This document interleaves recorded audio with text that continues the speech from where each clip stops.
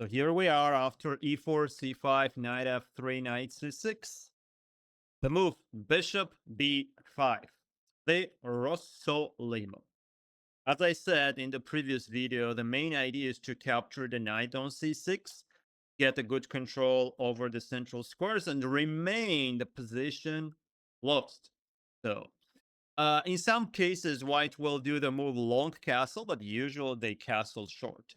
What's going to happen here?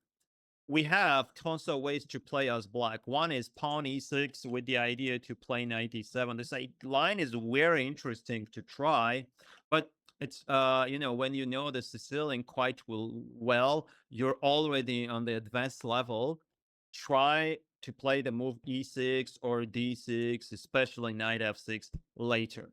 With e6 like takes, we capture here, then do like knight e7. You will see a lot of unusual ideas. The knight goes here, and then later you do f6 instead of the normal development. This is going to be a bit hard for you to play, although the lines are quite interesting. So pawn g6. Our idea is to bring the bishop on g7. Usually white captures. They can play the move c3. They can bring the knight out. They can play short castle.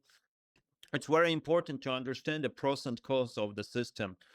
Sure, the pros for white, they will do fast development, will try to take the center into positions when they will capture this knight. They can get a good control over these two squares and will try to remain the game as close as possible. So our bishops will not come out and work like properly. The cons is like white can give two bishops, and they will not open the game, so it's not going to be that sharp. It's really hard to lose very fast as black. So, and another con is that in some cases when they capture, we take like this, we will have more pawns in the center and we can play quite aggressive as black.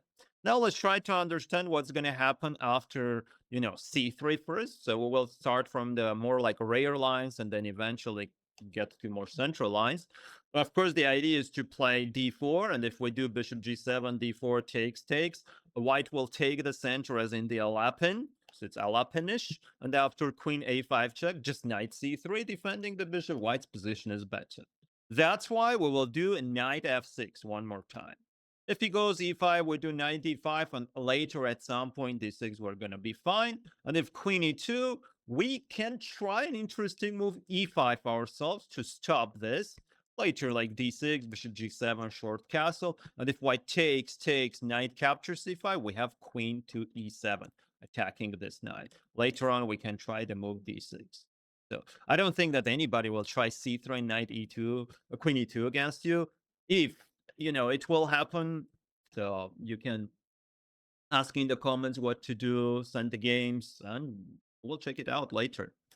If white plays the move knight to c3, which is do bishop g7, remember this knight c3 can be a bit out of the main line because it stops some of the important plans for white. There are moments where white knight goes to like d2 c4, c3 d4 is not available anymore. So this knight on c3 can be a bit useless, especially if white will capture. The knight will not have a chance to get to the d5 square.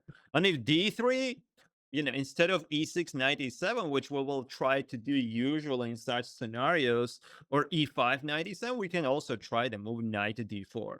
And there is a very cool trap like takes, bishop knight e2, and then queen a5 check. The bishop is gone. So if he doesn't capture, we can do e6, then knight e7, then short castle. Everything looks cool for us. White can play the move pawn h4 to surprise us. We can answer back with h5. That's going to be fine, but we can try, more double-edged knight f6. And if d3, again, check knight d4. So e5, knight g4. I don't know what's going on here. Is it good for white? Better for white or better for black? Let's say after the capture takes and then some h5. Who knows? Just play if you want. If you don't, just play h5 and forget about it. So the other move that white can try to do is short castle. Of course, very, good move to play, just to develop, try to bring the rook out, like plays bishop g7. So again, if bishop takes c6, we will try to take with the d pawn or b pawn. Usually I recommend b takes if we want to get the initiative later on. So white can play the move rook e1. Just remember that if white doesn't do this c3, d4, plays like knight c3, knight e4 is a possibility, but e5 can be quite strong. The main idea is to do knight e7. Remember the both Phoenix setup. We talked about it in the previous chapters, and then d6, and the idea was to do short castle, and if we have a chance, h6, king h7, and then f5, f4. If you are in time to do this, you're just going to crush it. Now, d5 is a big threat, f4 is a big threat. White can lose the game quite fast. If he doesn't capture, we will do the pawn storm, as we are playing, the close Sicilian from black side, and knight g6, h5, g4, bring the queen, bring this knight to d4, and after knight takes, queen h5 check, we have just h6, so we're totally fine. So, okay, rook e1. The idea is to try to push the pawn. For example, here, takes, and then e5 can be quite strong. And this can mess up our pawn structure a bit. If d takes knight e5, these two pawns are quite weak because they're isolated. If we do d5, d3, then later with b3, bishop a3, this pawn is going to be weak, for example, here. So then c4, and then bishop to a3. Later, the knight can get to a4. It's very easy to lose the pawn on c5. We need to be extremely careful about it. The theory says that knight f6 is quite strong, but I like to try the move e5. In the best case scenario for white's position should be a bit better, but your opponents need to know about that. If they don't, then we will create the both Phoenix setup again and just do our usual stuff: h6, king h7, f5, and the position is fine. That's why they need to capture. After this, you can take with the d pawn and then do regular development like knight e7, and then pawn b6, short castle. You can take with the b pawn as well. This is a bit like double-edged. It's a bit like a hope chess. Not in like a bad way, but if your opponent doesn't know what's going on, plays like knight c3, knight e7, d3, pawn d6, h3, short castle, bishop d2, then f5. It's an amazing position for us. Like, look how many pawns we have in the center. Just 5 of them. And later we can push all of them in order to organize a great game on the in the center and also on the king side. Just take a look like this, and then I don't know, bishop e3, 4 takes, knight goes back, d4 back, knight g6 or knight d5. It's amazing. But white can try the move pawn c3 immediately. This is so-called like antidote for the position.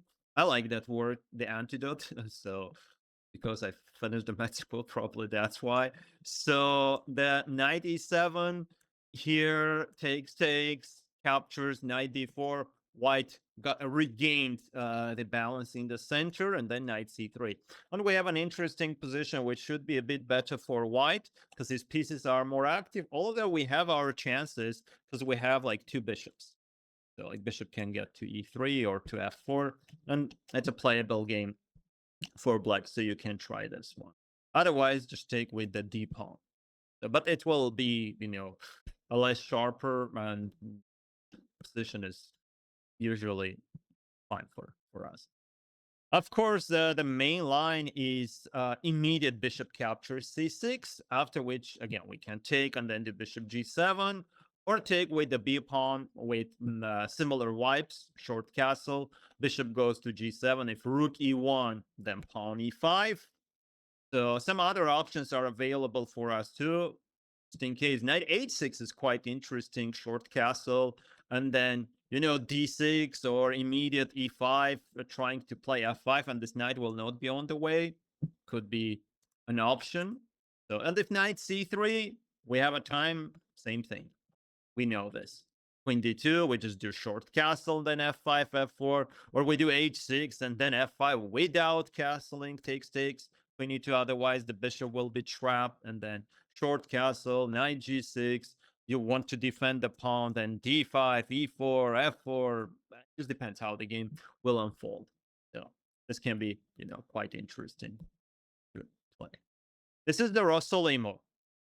Can be quite poisonous, quite annoying for us because white will not open up the game. They will try to get rid of this knight. If we're not careful about the queenside structure, we can have some issues there. We need to try to open up the game if possible, or when we get this position, use our pawn majority in the center, pushing e5, d6, knight to e7, not knight f6, and then eventually move the pawn to f5 in order to get a strong game on the king side with the pawn storm. Using the fact that the position is quite close. So that's why our king is going to be safe. Even without short castle, you can see there are no checks, no good open files or diagonals that white can attack us. This is the Rossolimo. And we're going for the, final part, the move on to d4. I don't believe that it's going to be over soon. So overall, it will be like lots of videos that I cover the Sicilian. So again, leave your questions, leave your comments, do the subscribe, likes, and send the games. I'm waiting for it. So as many as possible. See you in the next and the final chapters.